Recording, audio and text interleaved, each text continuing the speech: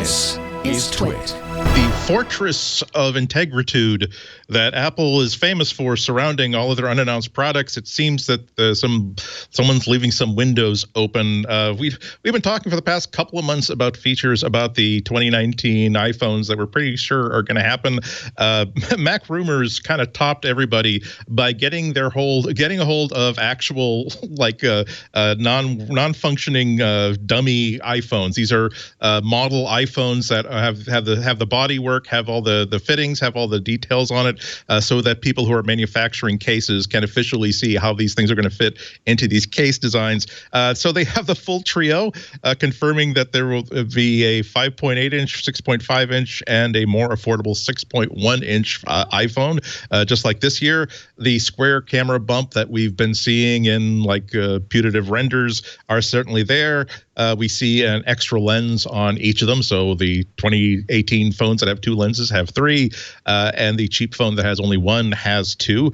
And maybe some fit and finish is a little bit up in the air, but it really is a very credible look at what these things are going to actually be. They have a video in which they compare them physically with 2018 models, and it looks side by side like if you didn't flip them over, you wouldn't actually know you were looking at 2019 iPhones. That's a little bit surprising to me, although it is July and we're getting close enough to the announced date that that a lot of dopes have to be clued in on secrets from Apple. What do you think, Doc? How did this happen? And is this a sign of a more perestroika like Apple, more hippie, peace, love? Oh, of course, take our new car for a drive. Let your aunt drive it.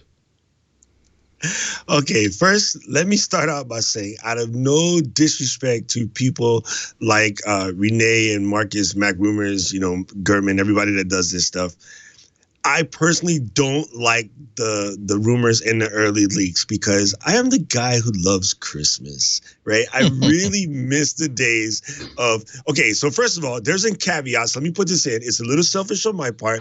I happen to be born on a day that iPhones always come out. Okay, so I'm September 12th.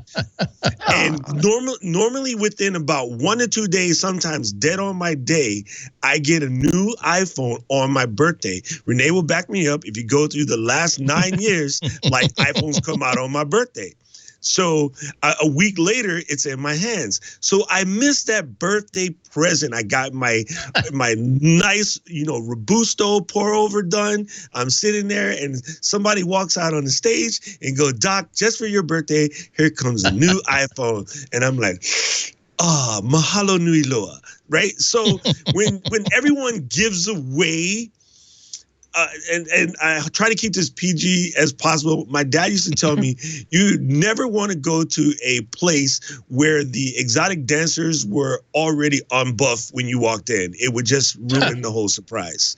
Even though you know what it looks like, even though since you've been 13-year-old stealing books from your mom and your dad, whatever you're into, you already know what's going to happen. It's not the same thing. You want that reveal. So with that said, the reality is we live in a time and space where these things come out. So in a way, I think it does help someone who, say you have a month and a half now to get your ducks in a row, pull out your little freelance work, call up your clients that owe you money to make sure that you have the cheddar in place when the phone comes. You also have a better idea if you're going to get that lilac to match Lory's hair, or something of that nature. So I see the benefits of it, and yeah, but I just missed the Christmas part. So I'm a really hard person to ask that question to because I deeply, deeply miss waking up to announcements where we know nothing. So to this day, even at Dub, when we get to the end of the presentation and they say something that nobody saw coming, I'm like, ooh, Hercules. I really love that. Well, Rene, I don't think Apple is really, really pleased when these things leak out. I think they also like seeing the delighted look on Doc's face as he unwraps that present, and he doesn't like it when people spoil that surprise for them either, do they?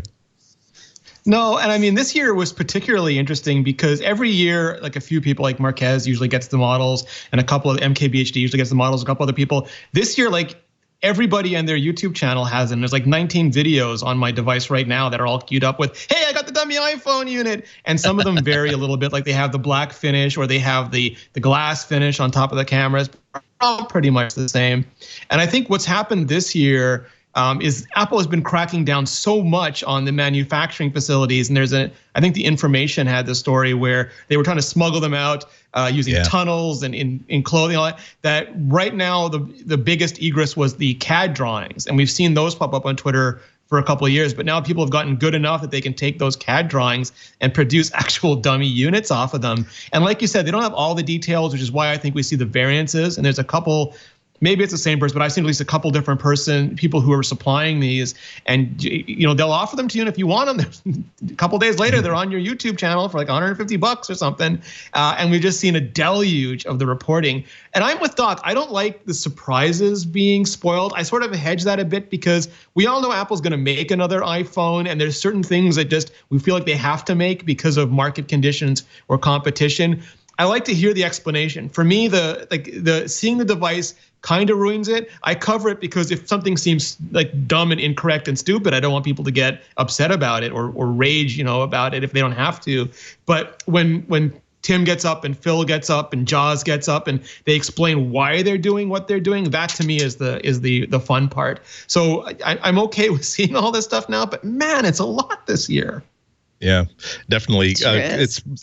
They're mostly confirming things we've already had leaked from other sources. Before Lory gets in, I do have that story from The Information that Rene you were talking about here, basically talking about exactly this incident where the biggest discovery of how weak the security was at these factories was when somebody actually drove out of the manufacturing facility with a truckload of iPhone 5C cases. And that's when Apple decided to create this new strike task force to look into this. Apple, according to this article, once even caught factory workers, quote, digging a small tunnel in a corner of a room behind a large piece of machinery, hoping to use it to funnel stolen components to the outside. Quote, people were chipping away little by little at the wall, quote, Shawshank Redemption style, unquote. And if you've seen Shawshank Redemption, you really gotta want a case bad to use that avenue to get a case out there. And they get paid so much for those leaks, though. Right. Well, post iPhone 5C crackdown is.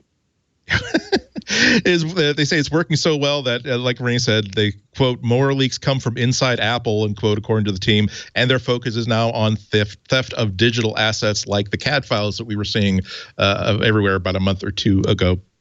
Lory, you want to kick in on this? I just like everybody else has been saying, I love the anticipation that comes with a new Apple device that comes out when the rumor mill gets started, and first you're hearing about different screen types, and then you're hearing about a new camera spec and removal of a home button or all these things. Like when it starts and it's all in this sort of rumor sort of aspect and you just don't know what to believe. I love that part because it builds up this great anticipation. It's like thinking that you're getting to open a present on your birthday, but you're not sure if that's what's coming, but you think and that's even more exciting. That's how it feels. But as soon as we get to things that are like actual cases or actual dummies of phones, that definitely pulls the magic out of it for me, so that when the press event happens and you're sitting there and Apple is just about to announce the new iPhone and it gets announced, and then you're like, yeah, that's what it looked like for the last 25 pictures that I looked at for the last 3 months. So there it is. Nothing new. I do wish that there'd be a little bit of a backing off on us as these tech bloggers covering that level of leak. Obviously you want to cover it because it's going to get you a lot of people looking at your stuff. But if we backed off a little and we just kind of like talked about our anticipations of it, and instead we were, dissecting rumors and stuff. That to me is all that sort of like J.J. Abrams style, like, what does that mean? And we're kind of losing that sort of feeling of what does that mean when it's like, here it is right in front of you. You don't have to try to figure out what it means. So yeah. I think the more interesting story about this is just the fact that it used to be if someone smuggled out like a pentalobe screw, and all the only information anybody got was that Apple was going to switch to security screws, you feel as though there were a lot of people inside Apple that are going to find that they're like the ET clean room tunnel had been set up for their office to make sure to scrub down every single piece of evidence to see who has smuggled out that one screw. And it seems as though we're getting a lot more information these days than we used to, maybe motivated partly by the fact that if you create a video with a really good mock-up, you're going to make money off of it, which means that now there's a market to create really good mock-ups based on the latest known intelligence or visuals or animations. So maybe that's or as part our of good it. friend as our good friend Jim Cramer once told us, if you can get a rumor going that Apple's going to be boring or bland or it's not going to be a good iPhone, man, can you move that stock price and make your shorts? Yeah. I will say that I think there's one good thing about it. The one thing that there's, I do like the delight of being surprised by something that we didn't know a company was going to announce, or we kind of knew that this was happening, but we had no idea it was going to be this wonderful. I think the iPad certainly qualifies for that for pretty much everybody, the iPhone as well. But I'm kind of concerned that these are like luxury gadgets, even though they're really good and they're useful and they can change lives. They're still luxury gadgets, and I kind of like the idea that instead of just being shown a firework and you're being dazzled by the explosions and the colors and the flashing lights, like, oh, I gotta have it. I like the idea that they just sort of like this little light starts glowing in April or May. And it starts getting brighter and brighter and brighter, so that by the time September rolls around, it's like, yeah, it's a new iPhone. Yeah, it's pretty much what we thought it was going to be. My screen is cracked on my iPhone 8. This is probably a good year to buy. I'm probably going to wait a month to make sure I can get the color and this capacity I want. I'm glad we are no longer these sort of demonic possessed people who are like, I was number one to get the new iPhone 3. I got the first one. And look, everybody interview me. I got the first one. It's like, oh, you bought a phone and it's a nice phone and I'm glad you're happy. But I'm wondering if you know that the local food bank needs volunteers. I don't know. there's energy that could be applied in different places. I'm not telling you how to run your life, sir. I'm just saying,